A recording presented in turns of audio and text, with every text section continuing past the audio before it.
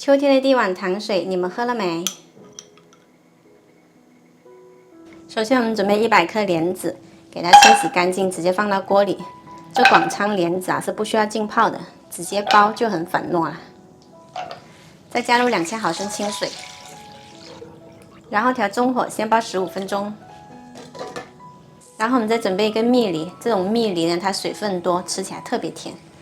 把这个皮给它刨去，皮刨去了之后呢，把心也切去，然后再切成小块。接着再准备几个这种新鲜的百合，把它掰开了，然后再清洗干净。新鲜的百合它口感吃起来是清甜爽脆的，我更喜欢吃这种新鲜的。时间到了，这莲子呢已经煮得挺松的了，我们把这个雪梨给它加进来，接着是冰糖，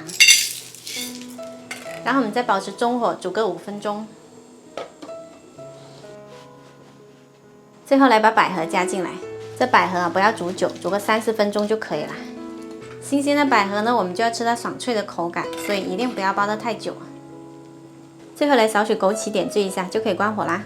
秋天就要多吃些白色的食材，像莲子、百合、雪梨啊，还有莲藕、淮山，这些都非常不错，很清润的。喜欢的朋友可以收藏起来试一下哦。